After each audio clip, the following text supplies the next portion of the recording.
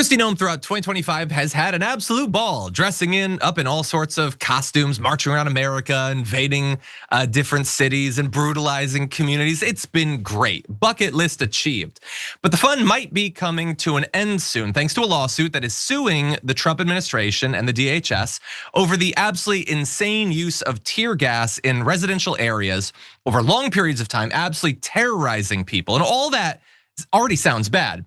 But what makes it even worse is the lawsuit alleges that they were only really doing it to make right-wing grifters impressed, which is the worst possible reason to use that on American citizens. And so this complaint was filed just a few days ago by 9 residents of Gray's Landing in Portland, Oregon. They argue that for the past 6 months, federal agents have indiscriminately deployed tear gas, smoke grenades, pepper balls, and other chemical agents in mass volume with fumes that seep through windows and vents, accumulate in hallways and bedrooms, and bind to walls, carpets, clothing, furniture, and children's toys. They talk about these yellow gas clouds and people, including kids, developing persistent coughs and burning eyes and throats, dizziness, headaches, basically making the area unlivable.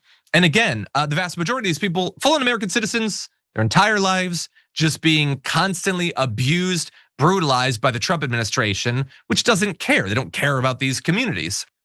Some deployments, the lawsuit alleges, were not to address any real danger, but to, quote, put on a show for conservative influencers who had been invited by Kristi Noem and the DHS to film the protests for propaganda purposes. And we've seen this, we've reported on this, even in that particular area. You might recall when Benny Johnson and some other people, they had gone and they go up on a rooftop with Kristi Noem, and all of them performatively, or maybe really, talk about how terrified they are of the mob.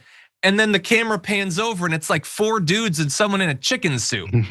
And that's what this whole thing was about. We just have to produce something that makes all conservatives as scared as these little B-boys got when they saw the chicken suit dude twerking. And so that's bad enough, that's embarrassing enough, it's an abuse of government resources. But when you're also traumatizing people, injuring children to do it, no, there need to be legal consequences for that. Somebody's gotta get locked up. And so we can talk about some of what happened. There are people, domestic abuse survivors, who'd been shot in the head by an abuser, saying that the blasts and the fumes are triggering constant panic. 2 girls aged 7 and 9 apparently sometimes sleep in their father's closet to feel safer and like they're away from the fumes. And so this is called an unconstitutional poisoning. It definitely seems to be so. And I hope that this lawsuit is wildly successful. Jared, what do you think? Yeah, we got lawsuits, man. We've got all this stuff happening. I'm sure they have a certain level of evidence if they're putting this forward.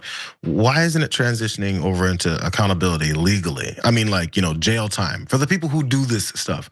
Who's in charge of that? Like I said, I don't have a super grasp on which folks and officials that have been put in positions where they're supposed to look out for the American people, even if you're in the minority, why people aren't pushing for actionable things to happen to criminal behavior. Chemical agents in people's communities, terrorizing folks as they keep talking about domestic terrorists or people that they're gonna deem terrorist organizations as they literally terrorize American cities, all for the sake of what I just talked about.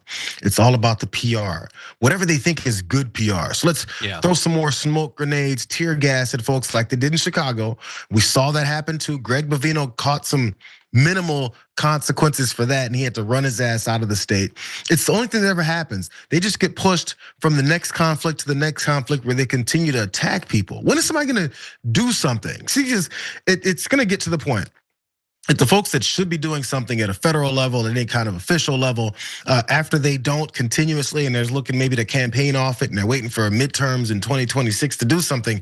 Folks in the streets who are tired of their children having to sleep in the closet because they're terrorized, or whose wife got shot in the head by some pepper ball gun, or who themselves have been terrorized and detained for 24 hours before they get released when they knew they're American citizens in the first place. Eventually, people are gonna be like, well, there's no one left, there's no lines of defense. Looks like we're back at what all these right-wing militias keep talking about is this overreaching government who's trying to destroy us and kill us. Time to pull out some guns. Like at some point, the folks who refuse to do things the right way, you're gonna be also responsible for the next level of these conflicts that'll begin to happen in the streets at levels that, again, this administration can't wait for. That's what they want happening. That's why they're ratcheting this up. Yeah, that's probably why they want those new deployments at the beginning of 2026.